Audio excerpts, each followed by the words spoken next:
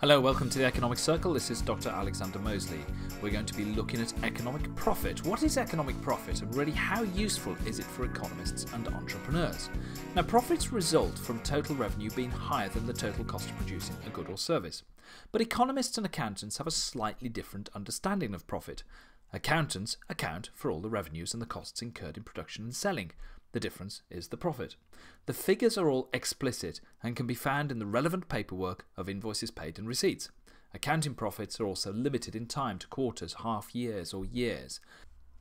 When looking at profit, economists also include a notion of implicit or opportunity costs, the cost or profit foregone of producing a good or service. Unlike accounting figures, the concept is not limited to any time period. Now, this is an intriguing idea that students often repeat without much understanding, and a problem that extends right into the heart of the economics profession as well. Woo! The opportunity cost, and hence the notion of economic profit or loss, is what an entrepreneur gives up to proceed with production down one line rather than another. So let's consider a factory that can produce jeans or corduroys. It has machines and the staff ready for summer production, and the CEO has to make a decision between the two.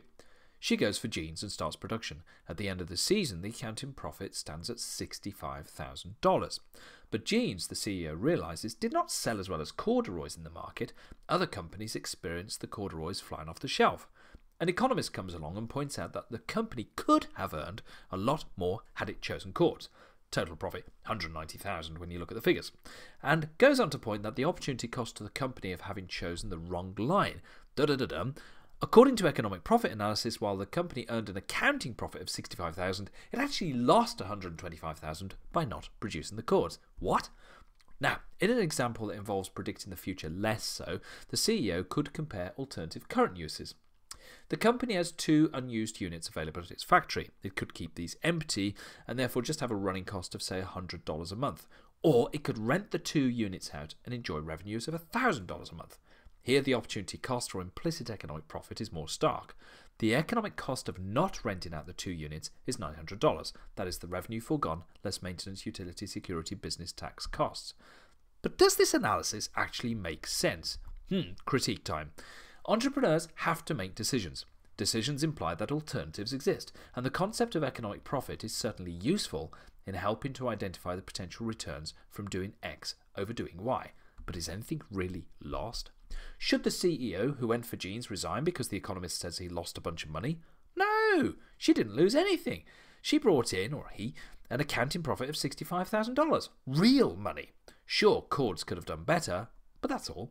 It's all literally academic. Haha. Could have worlds. The land of could have is not the land of business. Entrepreneurs inhabit a land of what is and what could be in the future. They make decisions based on what they know at the time about what people may be interested in now and how markets may move in the future. That's it. Could have, should have, ought to have are all words that the entrepreneurs, and all peak performers by the way, shrug off. Yes, they learn from their mistakes and learn from the potentials they missed to sharpen their current sense for opportunities, but they don't have to get bogged down in should have, could have worlds. And where are those alternative profits, by the way? The biggest criticism comes from asking, where are those profits? It's not as if the revenue flows from the corduroy market are real and the profits are accumulating nicely in the alternative scenario. They just don't exist. And since they don't exist, the concept of opportunity cost and economic profit or loss remain academic. The only thing to retrieve is to review the potential outcomes of different decisions. Think about them a bit more, that is. The CEO could not have known which market would have taken off over the summer. No entrepreneur has a crystal ball.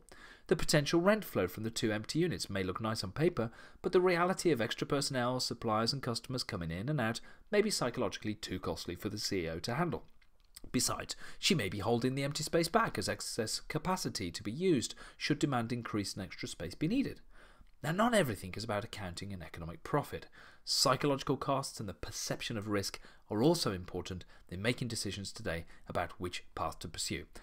Thanks for listening, guys. Hope that was useful. Now, come over to the economics-circle.com if you're a student of economics or want to learn more. There are free resources there, as well as courses and other videos. Cheers. Bye now.